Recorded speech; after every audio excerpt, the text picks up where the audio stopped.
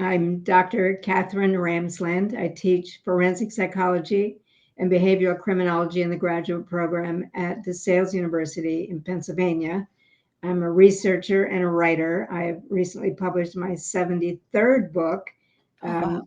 many of which are on extreme offenders, mass murderers, serial killers, spree killers. I talk with serial killers, sometimes to produce books and sometimes just for research. And I have had a long forensic career. It's probably been 27, 28 years now. Which is your favorite book to write so far? Oh, go ahead. To write so far? Yeah. I had a great time writing a book with my horse. So Okay. he's not a serial killer. That you know of. No. I don't know if I have a favorite. I have enjoyed the one that just came out, The Serial Killer's Apprentice, where I talked with Elmer Wayne Henley Jr. about being an apprentice to Dean Corll, the Candyman in Houston. And he gave me lots and lots of hours of his time exploring the dynamics of the accomplice relationship, which has not been explored very deeply. And so I really liked doing that because it was breaking new ground. He was very intelligent, reflective, and it was a pretty good book to write. Nice. So what is your opinion on Wayne Henley? Do you think he's remorseful? And do you think, in your opinion, he should get a second chance in society? Well, he never wanted to be a serial killer. He wanted to be a minister. That was what he set out to be. He was just like a hippie kid who, had a lot of friends, cared about people. He wasn't a psychopath. But the main book that came out on the case is by Jack Olson, which was written or published in 1974. He never interviewed Henley or Brooks. Written largely from interviews with victims' families and police reports. So no real sense of Henley from that book. And that has been kind of the standard that people have used to try to understand him. So I would say, his first statement to me when we made contact was that he took full responsibility and I was never going to change his mind about that. I know a lot more about the teenage brain and, certain mitigating factors that he wasn't aware of. And over the course of months, I think I've kind of softened him on his, because he was pulled into it when he was 15 years old and not able to really deal with this adult predator who had a very clear agenda and already was using David Brooks to carry it out. And Wayne was actually supposed to be a victim. Brooks brought him in to be killed. So I think that there's a lot more nuance to the story than most people realize if they only look at some of those very early books on the case. There was a sex trafficking operation, just like both of them said, but the police did not explore. But we have lots and lots of evidence of its existence. And it was something that scared these teenage boys. What could they do but do what Corll wanted them to do? And I think that Wayne developed a callousness. Certainly he stayed with it for a year and a half, but he's the only accomplice to have killed the adult predator to end it. The only one of all the ones that I've researched. That has to say something for him, that he would kill him to save his friends and end it, and then immediately told police. He could have walked away and been a hero, saving his friends and himself and killing this guy. Instead, he immediately told the officers about the victims that were buried in the boat shed and on the beach, and took them to see, because he wanted it to be over. He wanted the families to know where their sons were. So that, I think, counts in his favor as having genuine remorse and just a genuine sense that what he had done was awful and wrong. He's certainly not a danger to anyone now. He's been in prison 50 years, and lots of killers serve much less time than that. So I don't think there's any real reason to keep him there unless the only thing you think prison is about is revenge, essentially, or punishment. You have to be punished, so you must be here the rest of your life. Retribution. Did he get life with the possibility of parole? No, well, he comes up for parole, but it's sort of a pro forma. Like he's been told, this is never going to happen. And he has come up for parole, and every time he's denied. So whether the possibility is there, I think is a question that hangs in the air. And I think also where he is makes a difference. Texas is a bit more punitive than, Minnesota or Massachusetts. So I think that you have to take that kind of culture into account as well. Yeah, I agree with that. And also, I think he's been presented as having helped Dean Corll kill 27 boys. And he's been presented as bringing his friends for Dean Corll to kill. And none of that's true. He did confess to some of the murders, but not 27. Corll killed some on his own. He killed some only with David Brooks. He killed some with the two of them. But I think the case has been misrepresented, and I didn't just listen to him. We did a lot of research as well. I had a co-author who's an investigative journalist and a documentary maker, and she had already spent 10 years digging up all the information on the sex trafficking operation. So the story, there's a lot more to the story than I think people realize, in part because we've been using Jack Olson's incomplete book as the standard on what this case is about. Oh, now I've got Do you know how homework. many approximate victims that Henley did take part in with Corll? He, I think, in a statement admitted to 8. They prosecuted him for 6 because they didn't have the body of one of them. Anyway, they prosecuted him for 6 because they had certain criteria for what they were going to prosecute. They prosecuted Brooks only for 1, in part because of the way they allowed his father to influence his statement. So it's a complicated and strange case, but both of them were convicted, both of them. And Brooks died in prison from COVID a couple of years ago.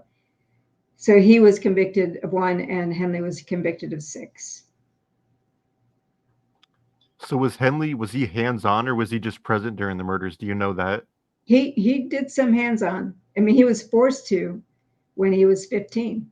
He committed his first murder at the age of 15 because Corll basically told him he had tricked him with one case and told him, you're in this now, and now you have to prove yourself. And so, yeah, he was hands-on. He strangled and shot the victims that he killed. So while researching and writing this book, that's the problem. He did do these things. We're not pulling punches here. He did do them, and he says he did them, and he describes what happened, how it happened, why he kept going through with it. But you still have to wonder about such things as how he got leveraged into it, the impulsivity of the teenage brain that we know a lot more about now than we ever did 50 years ago. So I make a case that Corll, the adult predator, knew how to groom both of these boys into becoming his accomplices. And both were more or less trapped by what things that they needed that he provided.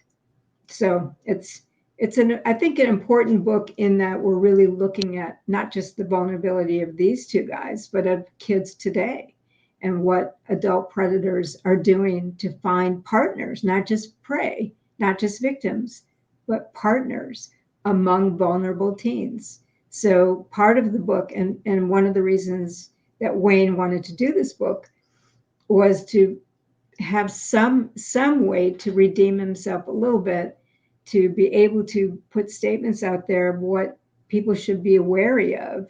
And so the whole last chapter of the book is tips for parents, counselors, and guardians, teachers, to what to look for, because these predators know how to groom the whole community in order to go in for, getting what they want from vulnerable kids.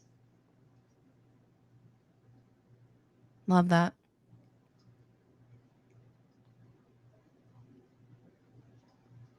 So somebody asked, did Henley ever say if he or Dean knew who John David Norman was? We have asked Wayne. Wayne did not know, but Brooks talked a bit about some of the things that Coral had told him. We knew Ames Roby was part of it, or not Ames Roby. There's an Ames Roby's a psychiatrist. That's somebody else. My co-author did all that research, so I don't have all the names right to hand, but Coral had a phone number that led to that. 2 of his victims had been hanging around with this child pornographer who was part of John David Norman's circle. There were statements that they had been at Coral's parties, so there are a number of these links that were made that the police never followed up on at the time, that had they done so, they would have seen more. In fact, there was a report of, and we never did find this document, but 9 of the boys appeared in child pornography in photographs. Wow. So, and we know that 1 definitely did, because that's the one that convicted David Brooks. Wow. So I know this case was so long ago, but during your writing and researching, did you ever get in touch with any of the victims' families? And if so, what did they think about Henley possibly being released one day? No, that's not the book I write. When I write with these offenders, I write from their point of view. Like with Dennis Rader as well. I did talk to the victims' families, but I did not let their story be part of it, because it doesn't belong in an autobiographical book. So that I have a particular way. I'm not writing a true crime book. I have a particular way of approaching delving into the psyche of these serial killers. And even though I might talk with victims' families, I don't want them to be part of the story. They have their own story that should be separate from what the offenders do. And at this point, most of those families are not around anymore. And I don't Right. think that they would like what I'm doing. I frankly don't believe that they would want any kind of redemptive framework for Henley. So, and that's not really what I was doing, and it was not what I was doing with Rader either. And the victims' family members that I did talk to that were associated with Rader's victims, I spent a lot of time talking with them, but for different reasons. It wasn't about putting them in the book. It just never was about that. I don't know if you can understand the nuance here. I'm not writing a true crime book. I'm exploring, it's a psychological exploration of, in Henley's case, of the accomplice relationship. And in Rader's case of... Right. I understand that completely. Okay. It's hard to explain, because sometimes people assume I'm writing more of a biography or a true crime book where I bring in a lot of points of view, but that's not what I'm doing. No, I understand. Right. I actually have one that I started writing with Kenneth Bianchi. Yeah. And he had a complete manuscript kind of already written, and he gave it to me. And we started working on it. Well, no, so I started working on like helping him to expand it and add some things in, because he had a lot of holes And that's normal because when I tell a story, like if I tell you a story about my past, I'm going to leave things out because it makes sense to me as I'm telling it, but it doesn't make sense to you because you don't know my full background. Right. And so, we're kind of going through some of those things, and he fizzled out when we got to Kelly. I hear he tried that with Anthony Mioli as well. I know they worked on something for a long time. I don't know whatever became of it, though. I don't know, but I'm trying to get him back in the swing of it, but he's being a hard one to budge at the moment. And how are you exploring the dynamics of how he became a killer? So we're exploring what he's written first, and because he maintains his complete innocence. Oh, okay. Okay, maintains his complete innocence. So it was one of those things of feeling like it was going to end up having to be a sandwich. It was going to have to be something that started out with me kind of telling like how I came in contact with him, because I worked with him. I worked with him and his legal people in 2021. And that's how I got to know him. And then, kind of let him tell his story and then kind of round it out with, okay, let me close this sandwich and put on the other piece of bread. Yeah, I'm more inclined to work only with killers who want to explore how they became this way. That's more my interest. I don't, if they want to play games like that, I don't want to do.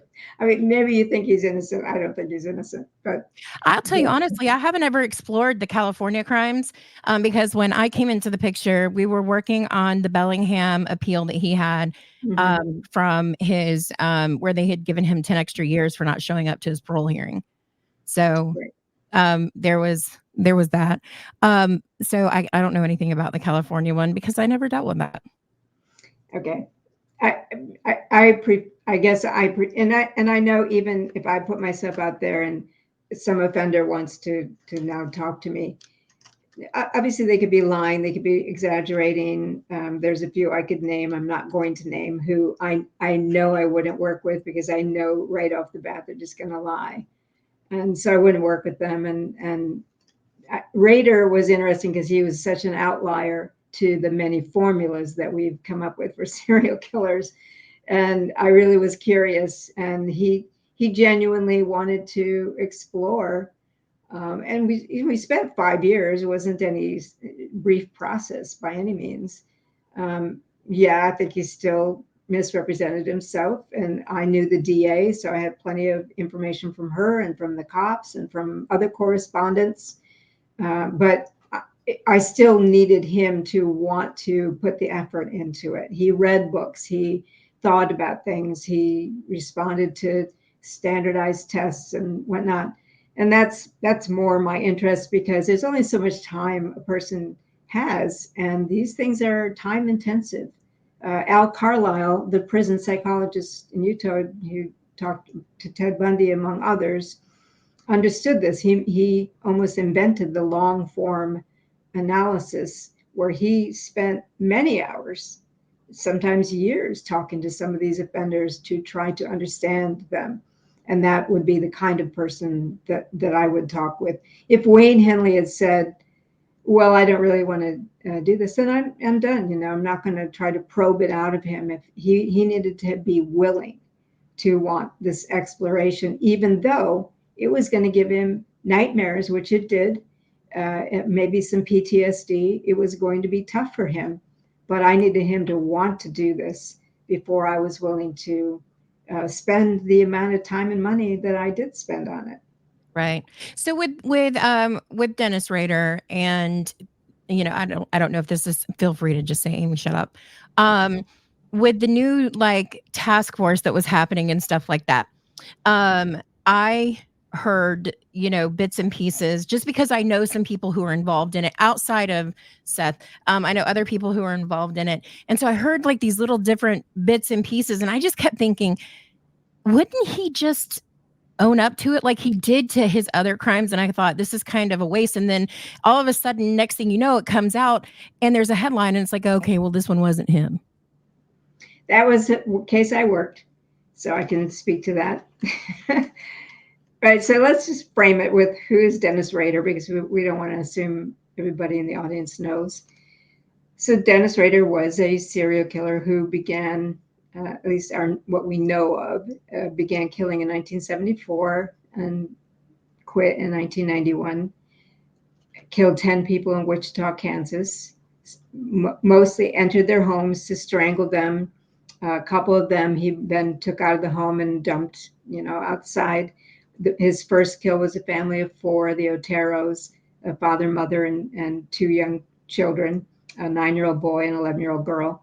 So his fetish was to bind them. And then once he did the things he wanted to do, he had to kill them because he had to eliminate witnesses. So when he was picked up, he got away with this for 30 years. He was in 2004, began a cat and mouse game with the police because he was kind of having some fun. He picked out another victim, but was interrupted in his approach to that particular crime. So he didn't end up killing her. But before he was able to do that, on a later date, they arrested him because he had made a mistake during his cat and mouse games by asking, could he send them a computer disk? Would they be able to trace it? And they said, what? Okay, no, we can't. And, lied to him. And as a result, they were able to figure out where this disk had been written and trace it to Dennis Rader. So that's the quick story. So he's arrested in 2005. Time goes by, and a Oklahoma sheriff named Eddie Verdon, which I think was started in, let me think, I think it was 2022, end of 2022 into 2023.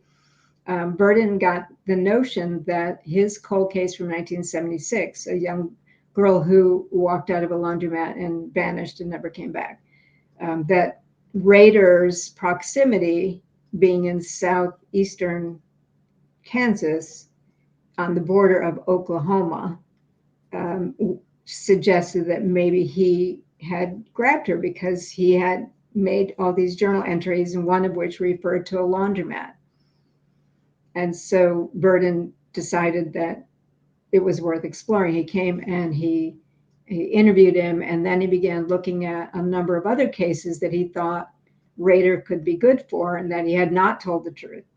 So he got the FBI involved. He got Kansas Bureau of Investigation and Oklahoma State Bureau of Investigation and Missouri. And I think he brought some team up from Arkansas for another cold case, thinking that these were all, Rader related cases. So Rader was given immunity. So a lot of people who say the reason Rader won't confess to these cases is because these are death penalty states. Well, first of all, he's 9 years old now. He said he's in bad health. It's not as if by the time you get to the death penalty, he won't already be dead. So that's not really that big of an issue. But they did give him immunity if he would confess to everything he had done. So the death penalty wasn't even relevant. And his question, which I agree with him, is why wouldn't I confess? It would make me even more famous. I'd get headlines all over the place. These are the things that drive Rader, that motivate him. He loves fame. More than anything else, he loves fame. So his question is, he says he will not confess to something he didn't do. And his question to everyone who comes, why wouldn't I confess to this? So the interesting case, the one that was most like his other cases, was the Garber case in Missouri. She was a young woman, I think it was 1990, when he was on the census, so he was traveling out of state. She was found bound with multiple cords and ropes and whatnot, the way Rader liked to bind his victims, and some of which were similar to ropes he had used. She was found dumped on an abandoned farm property, and he had fetishes for farms. So this all looks pretty good for Rader. Right timing, right, fairly close to where he grew up in southeastern Kansas. an area that he definitely drove through. He had a project list that he gave to me of 55 projects of people who might have been victims. And he talked about once picking up a woman whose car had stalled on the highway. So it wasn't out of the question that he might have picked up a young woman walking alone. And she was walking, as we later found out, on her way to work. That was the road that she would take. So a lot of the things lined up. This looked pretty good. If of all the cases that were proposed, this is probably the closest to his MO. And even he was intrigued with it. He wanted to know more. He thought the rope tying was pretty sloppy, though. So the Missouri team of detectives went down to interview him, and they came away saying when he talks about his cases, he's alive, he's excited, he's interested. But when he talked about this case, he barely knew anything about it. He wasn't really that hooked into it. And they said the difference between the way he talked about these cases made us pull back and think he's probably not our chief suspect. They did have a suspect who ended up getting killed in a motorcycle accident. And then people came forward who had been witnesses to the murder, who named him as the killer. So it was not Dennis Rader, despite all the many things that seemed to link him. It was not Dennis Rader. And so the Missouri team of detectives, Lori Howard and Rhonda Wise, are to be credited with, not falling into the logic is truth notion, but sticking with, no, we really need evidence. We're not just going to go with this because it sounds like he might be a good suspect. And as a result, they were able to solve their case with genuine evidence and good, solid witnesses. Someone on TikTok said, what about the latest digging of the area in Oklahoma? Sorry, I'm not wearing my glasses. There's been a lot of digging. I'd have to know what they're talking about. There was digging in Wichita. There was digging outside Wichita. There was an idea of a BTK symbol on a barn, but apparently it was recently made. So, people who are now getting all this publicity could easily be trying to spoof some of this. I know that this sheriff said that there were items of interest that he dug up, but none of which have been tested and found to be evidence thus Is that far. the pantyhose? Well, the pantyhose that were sitting on the ground. All right. They were on the property that had been formerly where Dennis's home was. So he's arrested in 2005, and you pick up pantyhose in 2022 or 2023 and think that's a murder weapon. It could be anybody's. There's a park that directly borders this place, but also Rader and Burden picked it up with his bare hands. That's one thing. You can't really test it then. But the other thing is, Rader said that he tied up plants on stakes with knotted pantyhose from his wife's stash of cast-offs. His tomatoes, especially. Yeah, lots of people do that. So it could be that. Here's the thing. Anything that's been proposed so far as potential evidence has an alternate explanation, including the laundromat and journal entry. Rader said that was a laundromat in Wichita, and the journal entry bears that out. So anything that has been proposed so far is ambiguous. The charges have not, we now have this word puzzle that Rader wrote in, and you can ask your friend about that, that Rader wrote in 2004 as part of the cat and mouse game. So it's a kind of word puzzle, a word search puzzle where he put in things like serviceman, realtor, laundromat, et cetera. And so suddenly the sheriff comes out with this kind of switching around method of finding names. And he found the name of his victim, and the road the laundromat was on is in that word search puzzle. And a number of other things. Well, so is his name. So is my name. Did Rader see into the future? Eddie, the guy who just defeated him in the sheriff voting, his name is in there. It's not hard if you crisscross through the word puzzle any which way you want to find anyone's name in there. So Right. it's, again, if it's evidence, bring charges. It's not evidence. I agree. It's being played out in the media. It's not being played out in the courtroom. So you have to keep that in mind. If they had brought charges in the Garber case, I mean, it wasn't Rader. There was not one shred of evidence that tied, it was all circumstantial, and not one piece of real evidence tied him to Garber. And it turns out he's not the guy for that one. So we have to be careful, especially in this age now of all the amateur sleuths who are trying to figure it all out and piecing things together logically. Logic is not the same as truth or evidence. You need logic to make a case, but you need a lot more than logic to make your case. Just like legal innocence and actual innocence are not always the same thing. Exactly. Absolutely not. Yeah. So I don't know. That's a long, long explanation for what's going on, but I think it's important to keep in mind that if something's being played out in the media, you have to ask yourself why. And you have to ask yourself, why wouldn't Rader confess? Exactly as you just asked. Why wouldn't he confess? He loves attention. He loves seeing his name in the press. Why wouldn't he confess? So I think that's always the question. Sorry. That was one of the things that I asked him, because back when he was, still on the loose, there was a website called catchbtk.com. Mm-hmm.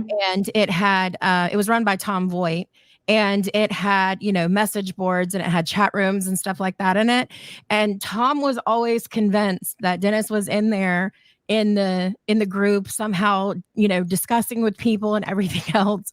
And so that was one very of the doubtful. He didn't know that much about it. He was like, what? I don't even know what that is. But I asked him, I said, well, why did you you had it made? Why? And he said that they had just done an anniversary thing in the news about him. And he was like, I didn't have to worry about, small children and all those things. And he said he missed the cat and mouse. He missed the game. He missed the playing. And I was like, okay, well, that's really interesting. But he did. He literally had it made. He could have just kept his mouth shut and gone into the night like Jack the Ripper. He knows that, and he has been kicking himself, ever since he made that error. He knows he could have just stopped. But the thing is, people think he stopped in 1991, and that's not his story. His story is that he failed. He was still on the lookout for victims. He just wasn't. His life circumstances had changed. He didn't have the same kind of opportunities, and when he did have opportunities, people didn't come home. So as I said, he gave me a long list of potential victims, and it went past 1991. Dang. So I'm a law professor, and now I'm going to have to revamp all of the stuff that when we start talking about like the death penalty being a deterrent, I'm like, it seems like Dennis Rader is the only person in the world that it seemed to have been a deterrent for, because if you line it up with what we say is when he stopped and when Kansas reinstated the death penalty, it's like, okay, well, maybe that was something, but no, it wasn't. In fact, my whole lecture. No. In the police interrogation, he did not know that he couldn't get the death penalty. Interesting. It wasn't. That wasn't even a consideration in his mind.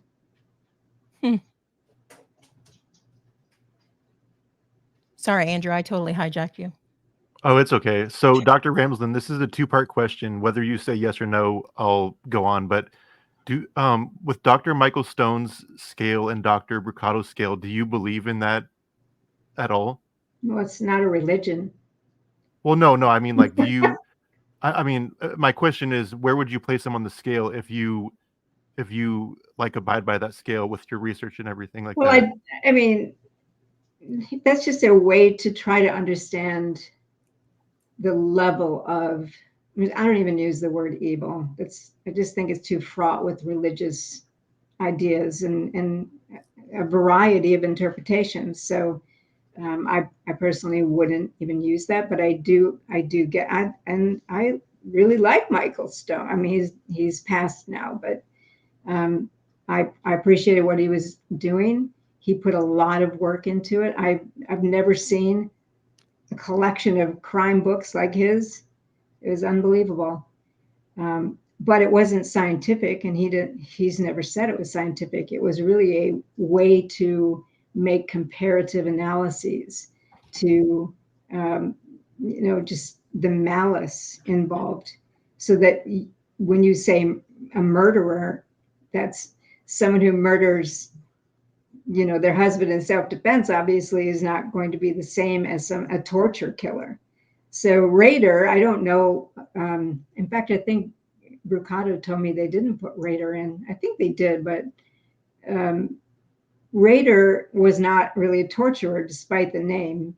He named himself find them, torture them, kill them, because he wanted to inspire fear in Wichita and feel powerful. But he didn't actually do tortures like some of these guys. Bittaker and Norris, for example, and Cottingham, and some of them who hold victims for days and violate them over and over. Dean Corll was horrible. Raider isn't even on that scale. So, but yes, he invaded homes of ordinary people and strangled them and disrupted, the lives of their families and their lives, obviously. 10 people. So that's more than someone who's only killed 3. It's less than someone who's killed 27. So I don't know. How do you make those comparisons? I don't know. I wouldn't have done a scale like that myself. I don't know that it has any particular meaning, except that it's just a way to have a discussion about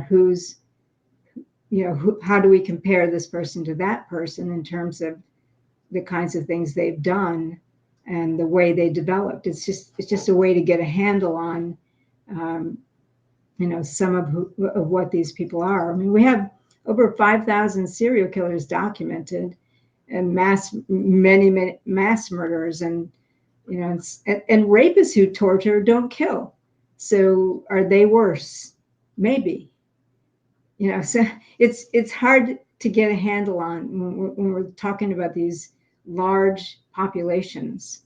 It's hard to talk about them without having some kind of comparative analysis type of scale. So it's not something I would say I believe in or don't believe in.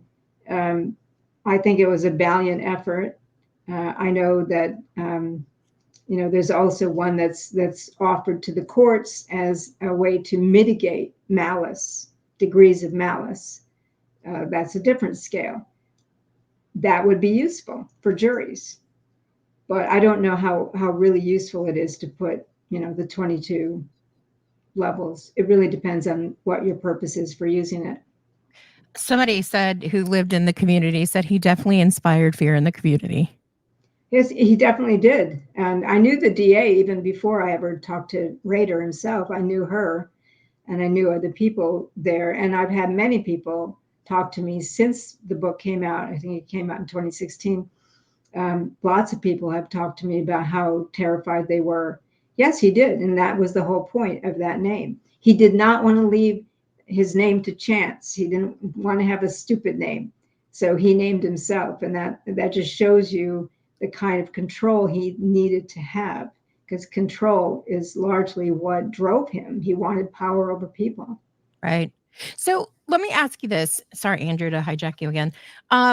But, we have, the true crime community, I swear, they can say, take Ted Bundy, and they can watch the same thing repackaged in 50 different ways, and they'll consume it as if it's new material, because he's one of those cases that people are fascinated with.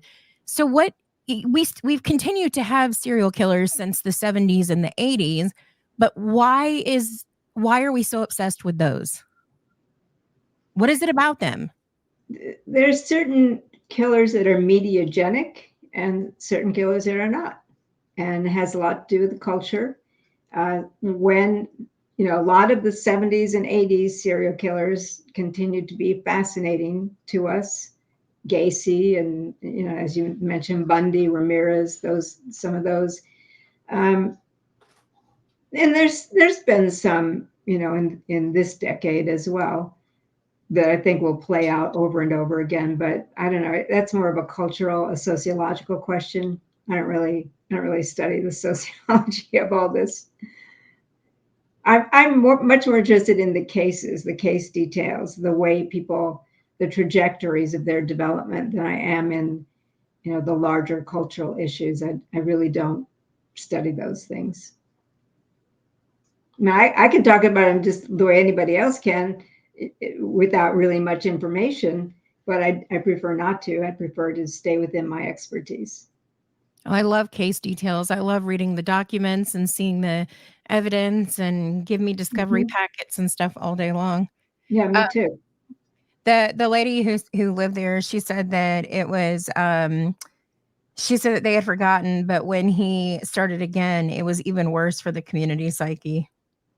Yeah, because he came out, with the cat and mouse game was crazy. I mean, he'd leave these dolls in cereal boxes as a joke. So weird. It was very weird, and he started writing it. He says, "I'll tell you this story." So around that time, when the attorney made the announcement he's going to write a book about the 7 cases of BTK, and I was working for the Crime Library, which is the Court TV website at the time, and one of our writers wrote the BTK story. And Rader claims that the chapters he wrote were his own doing, but in fact, all of the chapter headings were from our story. I know he plagiarized those. He insists to me, no, he never looked anything up. I said, you can't possibly have, by coincidence, had all of our chapter headings. So much for wanting to write his own story. I think he just took what was already done and presented that. But yeah, they came in these boxes or these mailings, these chapter by chapter about BTK. The word puzzle, came out there. He definitely wanted people to know he was still around and looking for victims. He wanted people to believe that. Oh. And he was. I mean, he did pick somebody out. He had a very elaborate plan. The most elaborate plan so far was for this particular person. He had one picked out, but when he went, there was a construction crew in front of her house. So he had to postpone it. And by doing so, he left himself open, and he was caught before he could do it. So was his last one I think it was an elderly woman or something like that? Nope. No? There are people who claim they think they are the victim. There's one woman who wrote a whole book about her being the victim, but she's not. She's not the person, but I'm not naming the person. There was an elderly woman as part of the spree that he went in. Anna was her name. He was in her house waiting for her, and she didn't come home. So he sent her a packet to let her know how close she came to dying. But that was before 1991. I think that was 85-ish, somewhere in there. That would be so wild to come home and be like, oh, okay, here's a note for me. Yeah. Well, he was frustrated that he had to leave because he had obligations. He was married, he had kids, he had things he had to do. He was frustrated that he had planned all this and was waiting for her, and she didn't come. And so he wanted her to know that he did have power over her, and she moved. She left the city, as far as I know, right away. Somebody asked, why humanize him? Because he's human. I agree with that. We've been having some interviews where we have been talking with like Jonathan Cruz, who is technically a spree killer, I guess, but he's called the Purge Killer. And we've talked to some other people, and we've had some people who were kind of frustrated that we weren't like ew, you're so bad, everything else, because we've been asking, like, how did you get here? Well, here's the thing. She's asking the question, why humanize him, as if humanizing is inherently a compassionate thing to do. It isn't. Humanizing is simply exploring who this person is and how does it relate to us all as part of our humanity, and how can we use what we learn about him to now look at budding kids who might become budding violent individuals. What can we do for early intervention as a result of learning from these individuals? So humanizing isn't necessarily compassionate. It's simply exploratory to try to find the roots of violence. That's all part of our humanity. To ignore that is to leave ourselves in jeopardy. Someone asked if he spent hours at that home as well, waiting for that lady. Do we know that? He spent several hours. I don't know how many. That's so weird. There was another woman who was his neighbor, Maureen Hedge, who was on a date, and he sat in her closet for several hours, not very happy about it. And then she came in and brought this man in, and he thought he was going to have to kill the guy too. But the guy left, and then he killed her. But he stayed there for several hours. Yeah.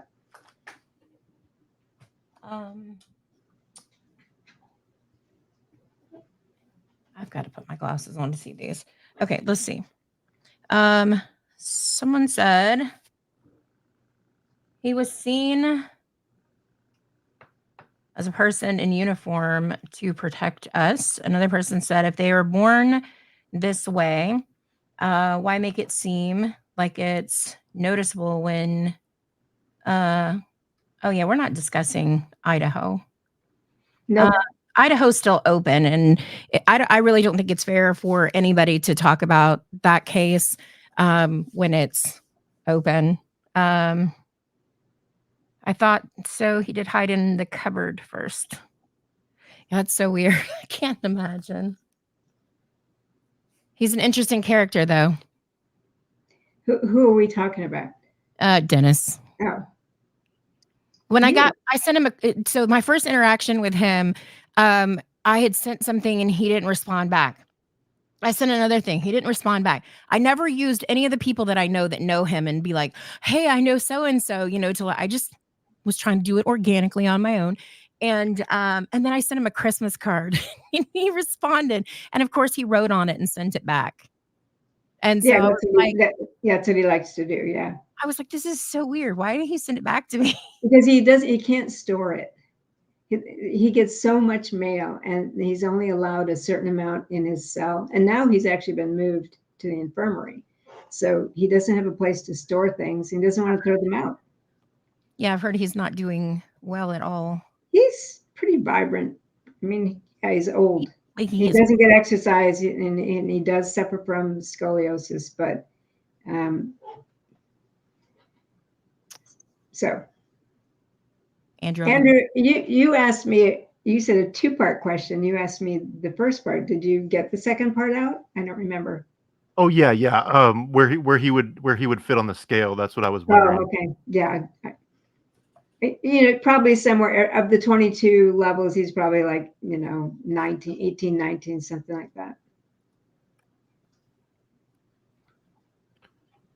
Oh, but let me just say, because you sort of threw out this, are they born this way? First of all, serial killers are not a criminal type. It's a description of a behavior. You have murdered at least two people on two distinctly different occasions. That's the FBI definition.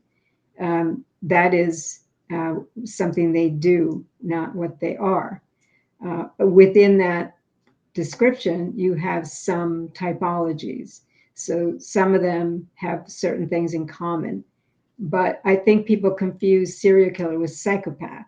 And primary psychopaths do appear to have certain neurological kinds of issues that would suggest they are born this way. But not all psychopaths are violent, let alone killers, let alone serial killers.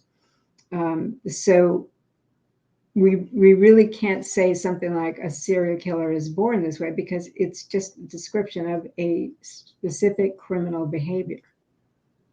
They might be born psychopaths, or they might become callous through environmental things like head injuries, abuse, neglect, things like that, that then turn them into people who become violent. But it's such a range and it's such a complicated issue. There is no simple answer, and there's absolutely no formula for whether they are made or born. Hmm.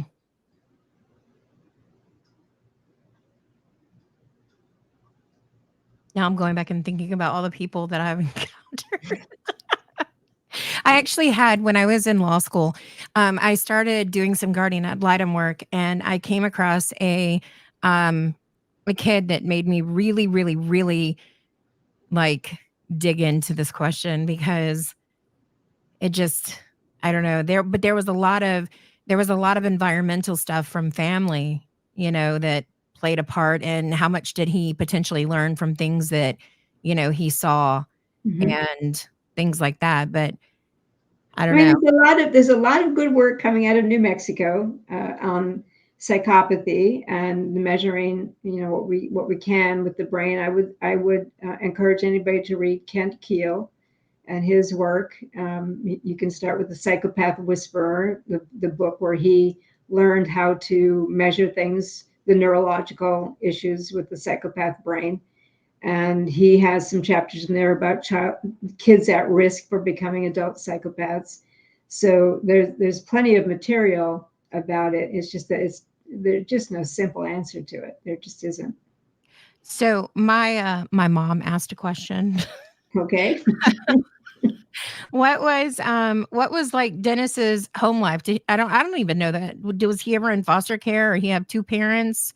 We had two parents, both sets of grandparents were intact. They were both living in southeastern Kansas on farms. He grew up an all-American boy. He was the oldest of four boys. His parents were, both there. He was raised in a religious home, and he had friends in school. He had girlfriends. He was a shy guy, and one of the factors for him was that girls made him feel off balance, which he didn't like, because he was used to being the oldest boy and the one in charge, and girls made him feel, like, and also he wasn't a good student. So female teachers, he built resentment against them. And that's part of why he developed this notion about girl traps when he was an adolescent, because he wanted to keep girls under control. But he did have some girlfriends, and he got married and had kids. And blended right in. He had a couple of head injuries, one of which was his mother dropped him when he was a baby. I think all mothers do something like that. But shh, don't tell her. He turned blue, and they didn't get him any help. They didn't take him to the hospital at the time. And another time he was involved in a car accident when he was a teenager. But he did have an MRI. There wasn't, and none of his violence is organically driven. It's not from a lesion in the brain or some issue with his brain. So even though he has had some head injuries, they weren't serious enough for us to say that he became violent because of a head injury. There certainly are serial killers that have that in their background. And we can't deny those factors, but I don't think we see that kind of behavior in Dennis. He was able to control when he was doing very, very well. Interesting. I find him and people like Ted Bundy and stuff, I find them the scariest because they could blend in. Because they're the ones that you would be sitting next to at church having a conversation with, or, talking to in the grocery line. And you would just think, oh, this is just normal person. A lot of them are like that. Yes. So there's your scary story for the night. A lot of them are like that. And I mean, someone said to me yesterday, I think I was doing another podcast, and they said, well, you at least are in the position where you can spot them. Like, I would never say that. That leaves me very vulnerable. That's kind of an arrogant position. I would never say I can't be fooled by one of these guys or women, for that matter. I certainly can be, and I have to always be alert to that. I can see that. Everybody I know who's in the field of psychopathy research says that all the experts will say, I can be fooled. And they have been, they have stories. And so none of them would say, oh, I know so much about this that I can spot them now. Nope. Mm-mm. And you'll see all these headlines. Like, I think the latest one was, oh, if a woman doesn't move her head around too much, she's more likely to be a psychopath. Or if you drink black coffee, or you like dark chocolate, or all these stupid headlines are so meaningless, because that is absolutely not going to tip you off to somebody who's a psychopath. And if you think so, you're putting yourself in a very vulnerable position. Yeah. We have, there's a guy that we interviewed that claims he has 11 additional victims that have never been disclosed. And he said that he would disclose if there was a book written about it. So I was like, okay, I'll do it. I'll take one for the team. But, I noticed that in giving the information, it went from, I'll give you the information to, oh, I'm not going to give you the information outright. Right. And then it's become, a whole like, well, is he even telling the truth? Am I wasting my time here? What's going on? That's the problem. They can leverage you. They can play these games with you. They want attention. They want you have to be very careful about what claims some people will make. And I wouldn't even say, even though I've just spent some time telling you why I don't think the things that are going on with the task force investigation have shown us anything, I still wouldn't say Dennis Rader's telling us the truth. Maybe he is, maybe he isn't. I don't know. But I do know we haven't seen enough to say there's evidence against him for any of these murders that people are coming up with. Yeah. And so you always need corroborating evidence. I don't care what anybody wants to tell you. You always need that, because we have had plenty of serial killers who overstate their numbers for, whatever reason they want, who overstate it. And then it turns out they're not the person. Henry Lee Lucas, classic example. Keith Jesperson, another one. They like to play games. So just because someone's saying that doesn't necessarily mean anything. And the other thing that also happens, which I see on the part of police officers, detectives, is they may have somebody who's killed 3, and then they go, oh, I know there are a lot more than that. Based on what? Let's get actual evidence. Yeah. Let's get evidence. That's what my goal is, because honestly, I feel kind of compelled now, because I'm like, what if there are these additional families out there who don't have closure? Or what if you have somebody who not only doesn't have closure, what if there's somebody who's also been wrongfully convicted? And I'm just like, and that has happened. Terrible. Yes, that has happened with serial killers who, I think the best case on that was the Tommy Lynn Sells case in Chicago with the mother who was convicted of killing her son when it was in fact him who did it. So yeah, that's important. But so talk to the guy. I would just find out, what is he willing to tell you? What can you do to prove? Just say, give me one case that I can prove. We're working case by case, and he's kind of misdirected me already, because he was trying to point me towards St. Augustine, but I realized that it's actually St. Petersburg and I need to be going in the opposite direction. And so he was kind of like, oh, wow, okay, you figured that out. Well, yeah. But part of it had to do with the fact of there's an ego that's involved, in there, where you can go back and you can say things like, I don't think this is true. And then they're like, no, let me tell you this, and he's like, he came back and he was like, let me give you a little bit more. And so he gave me a little bit more, and I kind of went from that. So we're in the Well, process he right now. doesn't sound like someone who genuinely wants to have it out there. Because if he did, he'd be talking to you much more frankly and giving you coordinates and giving you everything you need. Oh, yeah. He's playing a game, but he has the safety net of his life sentences already. He's got a federal and a state. So, he doesn't really care about what comes next from anything else. So it is a game. But again, like I said, I feel very compelled to just see if any of it's true, because if it is, I feel like I owe it to somebody, because I've been put in this position to talk to this person. And I would feel really horrible if something came along. No, that I encourage you to pursue it until it's very clear he's really not going to give you anything. I'd encourage you to pursue it. Sure. Definitely. It's frustrating, though. Yep. Time consuming too. It is. I'm just like, you're like a child. Mm-hmm. It is. It's incredibly frustrating. But yes, it's interesting though, because again, it's at least in my wheelhouse, because I like doing that research. We've been researching like property records and tracking down people who used to own like certain properties and stuff like that. And that kind of stuff I really like. So I don't get to do that as a professor anymore. So do you visit him? No. Why not? We're strictly on getting out with the texting. So why don't you visit him and see his body language when he's talking to you? He actually sent me a message today and said he was clearing.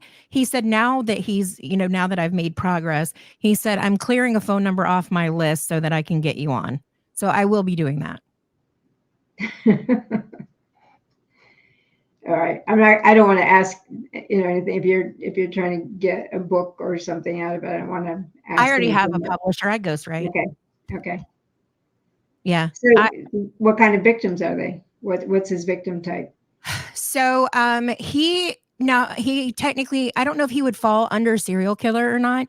But 11?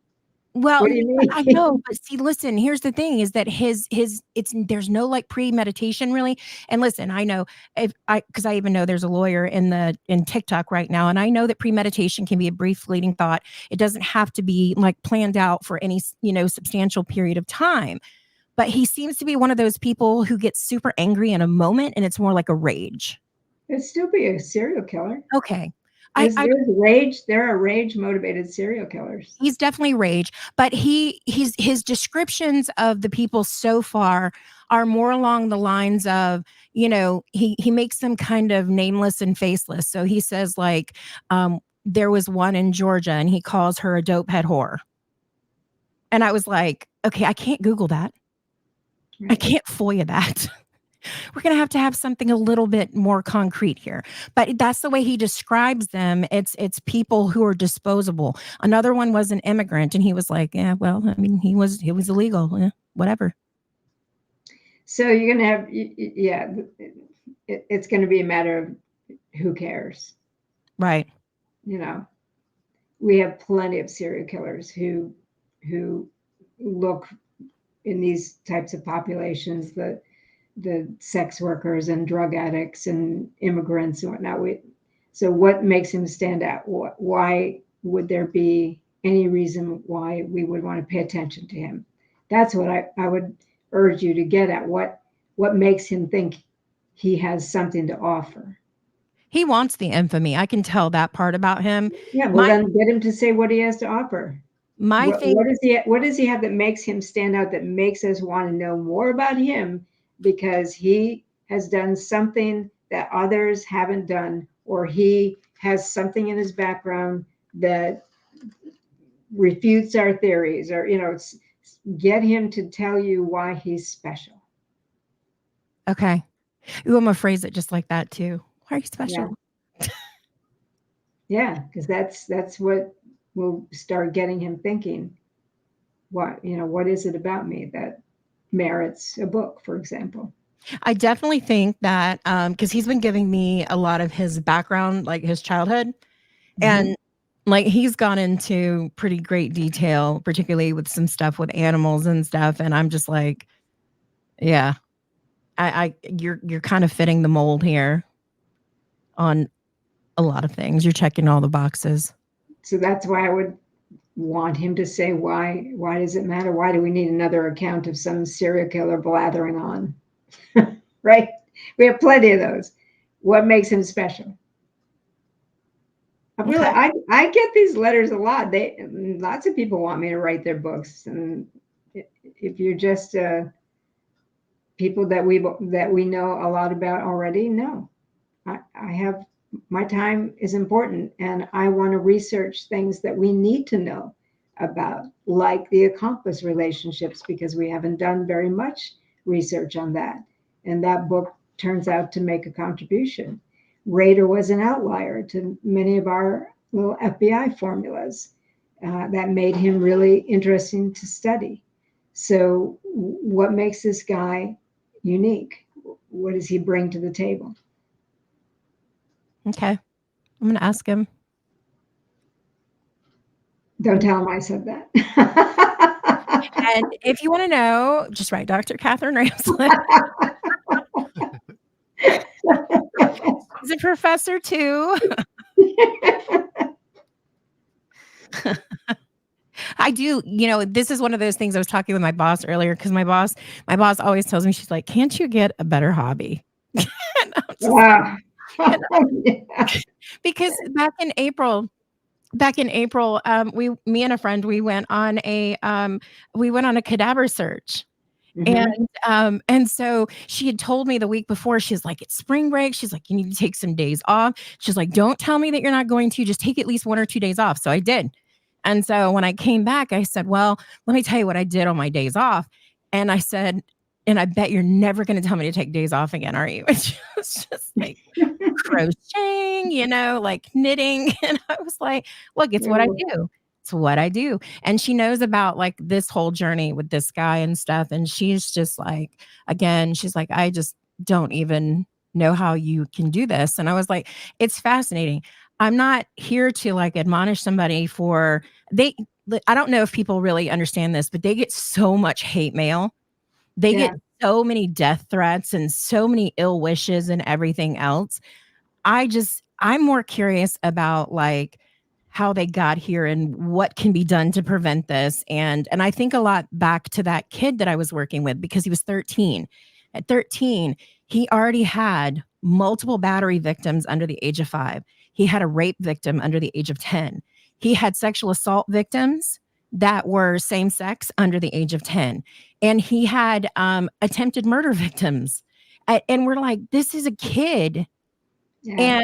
And I'm sitting here like, somebody, how was no flag like ever raised on this kid? How did no one ever see anything? But that was the thing, that they did see it. And this is something that I don't know if it's jurisdiction to jurisdiction or what, but I know that in my state, I'm in Georgia. I know that in my state, one of the things that really gets me about catching it on the juvenile level is the fact that, first of all, their brains are not developed yet. And they're going through all of these, changes with them and themselves and everything else. And there was nothing about this kid that the law allowed me to alert the school. He was a sex offender. He had multiple sexual charges, and there was nothing that allowed me to go to the school. So we have all of these laws that make it so that adults can't live near schools, but we send these kids in there essentially to shop from their pool of victims, because they don't go for older. I mean, they're not going in and preying on adults. Typically, it's other kids. But it was a violation of the constitutional rights. If anything was said, didn't matter that the case had already been adjudicated once and he was now facing multiple other charges. Again, we have these sex offender kids that are out there. And if we can do anything to understand it and help prevent other victims, to me, that makes all the difference in the world. Right. That's what I was saying when the woman asked, I think it was a woman asked, why do I humanize him? I'm trying to find out the layers of who this person is so that we can identify some of those influences and triggers to their violence. That's part of humanizing. That's not being compassionate. It's just being a researcher. It is. It is. And there's, I don't know, I became interested when I was, when I was younger, but I'm older. I grew up during Adam Walsh and the rise of, America's Most Wanted and Unsolved Mysteries and then Cops and, NYPD Blue and all these cop shows that are popping up all over the place. And we didn't have cable. That's what we watched. So, I remember those things. And I remember, just as it kind of evolved, one of the things that you just didn't see enough, you would see people talking about like what they were doing and why these people, like why they're messed up, but not really how they got there and everything else and what could be done to prevent it. And, I don't know. That's partly because finding out how they got there is a very painstaking, time-consuming process, and it's unless you're really devoted to doing that, people just don't have the time. Yeah. Well, and that's one of those things too that, they have to come to certain realizations with their families and, and things that happen to them. And I can say one of the things that I've been advocating very heavily about as well is men's mental health and them talking about things more. Let's normalize them being okay with crying and having feelings and not being just like, oh, boys will be boys, things like that, because they don't need to just bottle it up. Like, let's figure out better ways to do things. Yeah, I've been saying that since the 70s. I know. So, It's so gross. yeah. What was it when I was a kid? It was the sugar and spice and everything nice, were the girls and the boys were snakes and snails and puppy dog tails or something like that. Yeah. And, it was okay that they were supposed to be bad and do bad things and get in trouble and things like that. But, girls weren't. And, if a boy cried, it was like, quit being a girl. Right. But I think what you're talking about with that one kid, we're not really coming to terms with the fact that kids can have these impulses, can have these violent streaks. It's not a lot of them, but it's enough that we need to take it seriously. Now, we don't know if that particular kid might have had environmental influences, some kind of something going on in the home life, or he has the neurological disorder that we would eventually call primary psychopathy. We don't put that label on kids below the age of 18, but we do know there are kids at risk for becoming adult psychopaths, and we do have programs in place for that. But I think society has a hard time thinking that kids are capable of some of these things. Mm-hmm. Oh yeah, 100%. And that's one of the reasons why if I see anybody talking about, things like that, I always try to chime in. You'll see conversations about, can't we just castrate? Okay, well, fine, we can castrate all day long, but that doesn't take away the urge and it doesn't take away the fact that they have other things that they can use. You'd have to see what their motivation to violence actually is. And It's not necessarily about that kind of urge. It might be punitive, it might rage induced, it might be all like Dennis Rader was already thinking about girl traps and tying girls to railroad tracks when he was a young teenager. He was already thinking that because he wanted to subdue them and immobilize them. And that wasn't really sexual so much as him needing to feel powerful. Right. Sorry, Andrew. I hijacked you again. Oh, it's okay. So I have a two-part question, and I want to preface it by saying not all psychopaths, go on to commit violent crimes, and not all quote-unquote pedophiles go on to hurt kids. And why do you think that is? Why do you think some psychopaths don't go on to commit violent crimes and some quote-unquote pedophiles don't go on to harm children? It's too big of a question. A lot of it has to do with the influences and factors in their lives and how they process their own situations and whether they have the wherewithal to understand consequences and want to make different kinds of choices. But I think it's not productive to talk in generalities. You would have to really, bring me a case, ask me about a particular person, and then let's look at that person's life story. That's where I can be helpful. I don't think I can tell you any formulas by any means, to address that question. I really can't. We Right, talked that with makes Jody Plauché about that, because he was talking about the fact that, you know, we needed more potential, like non-offending pedophiles and stuff like that to help with work, you know, with the offending ones. And I thought, well, that's really interesting.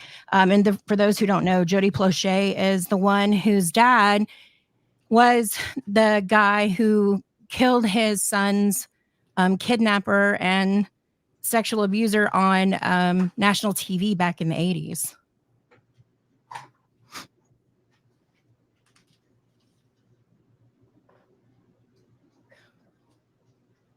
So where do you want to go from here? Yeah, Andrew. Well, we've had you for almost an hour and a half. Do you want to round this out by talking about your books and where people can find them, and maybe talk about a couple of your favorite books that you've written? Okay. I know a lot of people seem to like a book I wrote called How to Catch a Killer, which is 30 cases of serial killers and the different ways they've been caught. And I categorized that in like some of his police procedures, some of its mistakes they made, some of its forensic innovation. Rarely, but sometimes they turn themselves in, or an acquaintance turns them in. So I talk about, and some of them are cases you know well, like Bundy and Warnos, and you know some of them. But there are cases you will not have heard of before either, and so it's a variety of stories, narratives about serial killers, and the Dennis Rader book, of course. The two I think that are closest to my work is The Serial Killer's Apprentice and Confession of a Serial Killer, about my work with Dennis Rader. But I also really love the novel series I'm writing about a female forensic psychologist who runs a PI agency, because it's based a lot on my own attitudes, my own work, and all of the cases have a basis in fact, in actual cases. So the way they get investigated, like they're kind of that notion ripped from the headlines, but there's twists that are fictional, and that's what I do with these cases. So I've been really excited about that series. The first one is called I Scream Man, like I Scream Man, but I Scream Man. And the one that's coming out in August is called Dead Handed. It's set in Concord, Massachusetts, has very Hawthornian elements to it. And that's been fun because I get to explore things in a more fictional way, but bring in all the forensics I know. Like I have a forensic meteorologist. Most people have never even heard of that profession. My protagonist is a suicidologist. Again, people have not heard of that. So I try to teach forensics through these fictional characters and scenarios, even though the scenarios are actually based on factual stories. And actually, Wayne Henley was instrumental in the second one called In the Damage Path. I was writing at the same time I was interviewing him, and it involves an accomplice kind of relationship, and he was pretty influential in some of the things that happened with that. And you can find them on Amazon or Barnes and Noble or any online book distributor. I think they're pretty easy to get. Very cool. I like the idea that it's a lead female character too. Yeah, and she really does do the stuff that I do, and the characters she on her team are people I've actually worked with in the forensic field. I've been on exhumation teams. I consult for coroners. I've done police trainings. So Have you been to a body farm? I have not only been there for a full week learning all this stuff, but I've just been invited to another one. Stop it. Need an assistant. I will be happy to be the assistant. It's an exclusive type of course, and so yeah. But I went to the original body farm, which is in Tennessee. They began these summer classes, and I was able to go to the very first one, and that was amazing. I was there kind of because I was a writer for the Court TV website. And so I was just recording the things that the people I met and the things that I saw.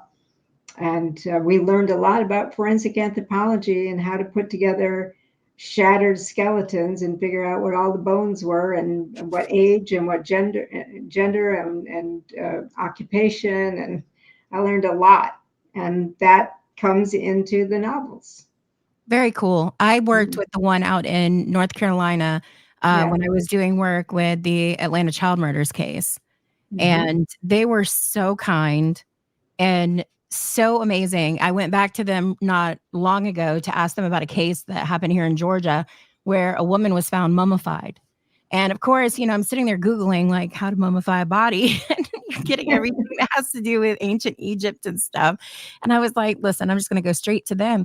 And they were so amazing. They came back and they were like, here's some information to check out. And it would happen, this way and this way. And they were giving all types of information. I was like, you guys are my heroes. Yeah. I mean, you have to have these kinds of facilities in a lot of different states because the soil is different. The climate is different. The weather is different. And the forensic meteorologist that I have as a character in the second novel has studied at the body farms. Nice. That's very cool. Yeah, you probably like these novels. I know. I'm going to have to check it out because that's right up my alley. I didn't know I would ever like this stuff. I worked in family law for the longest time. Needless to say, it was not very fulfilling. And then I started teaching and I realized how much I love teaching. It's just different. It's the best. Well, having just retired from it. I have 6.5 more years before my student loans are paid off. The grading, it gets to me. Yes, that I don't like. I don't like that at all. But I'm the department chair. And so my biggest problem right now is they haven't hired me a full-time person. I have 4 adjuncts, but no full-time person. So good luck dealing with administration. Getting there. I was also in the provost office. I know it from both sides. I'm still learning how the whole process works and stuff. And so it's interesting. It's a learning process there as well. But I do love it. And it's just, I don't know. I like the law. Is that what you teach, law? I actually run the paralegal program. I run a paralegal program and I absolutely love it. Absolutely love it. I taught at a different school before. It was an entertainment school and I taught entertainment law there. And I thought I was just going to do it for fun and just do one semester. And then I got sucked in because I was like, oh, I really love this. So now here I am. Good. I'm glad you love it. But I'm going to retire after my 10 years. Just kidding, students, if you're listening. Come back after 40 years and tell me if you still. If I literally, if I could get past the technology that's required, because I just don't like the learning management systems. And you have to have that. Now you'd be facing AI in the papers. I know. And I told my students the other day, I said, listen, if I can't figure this out, we're going to kick it old school. And y'all are just going to have to come put your papers in my Dropbox and that's it. We're going to be done. Well, that won't, you have to actually have them handwrite them right in front of you. You want to make sure. True. Then you have to read handwriting. That is true. Nope. It's interesting. It's an interesting world, but I do like it. And we have a criminal justice program at our school. So I'm trying to get them to take me on their next autopsy trip and stuff like that so that I can, because I don't get to do cool stuff like that. Yeah. I've been to a lot of autopsies. I was once in a room with 11 of them going on at once. 11 at once? Yeah, it's in a morgue. Oh, okay. Interesting. Well, I appreciate your time. Well, thank you for having me. Thank you both. I hope I've answered your you're one of my favorite people to talk to. You, Dr. Burgess, Dr. Bricado, and Dr. Stone, who unfortunately isn't with us anymore. Yeah, that was a loss. Oh, and Dr. Kimberlin, can't forget those executions. I was amazed with listening to him talk about those the other day. And I was like, no, that's kind of on my bucket list too. I'm very anti-death penalty though. But he made a good point, because he was like, he said something about doing it, for the sake of teaching, and having that well-rounded kind of experience. I might be misquoting him, and he's listening right now, but I get it. There's all kinds of questions I get that I can't answer. So okay. So are we wrapping it up, or we're is there good. something else you wanted to know? Yeah, we're wrapping it up. Thank you so much again. I appreciate it. I look forward to meeting you at CrimeCon next year too, by the way. We'll see. We'll see, because who knows if they'll even invite me. I never know from year to year. I've never been, but I'm apparently getting drugged there next year. So Well, I've been 4 times, and it gets bigger and bigger. This year was 6,500 people, I think. It's huge. oh wow. So, And but you then have to have something new, and I don't know that I will have something new by next year. hopefully I'll have 11 victims uncovered. With somebody very unique. Yes. And yes, I'm gonna have to ask him, what makes you special? Interesting though. Absolutely interesting. Yeah. All right. Well, thank you so much for your time. You're welcome. Yeah, thank you so much, Dr. Ramsland. I really appreciate it. Yeah, thanks for having me. I appreciate it too. And Good night. TikTok, I'm coming over to you. Bye. All right, Bye. take care. Yeah.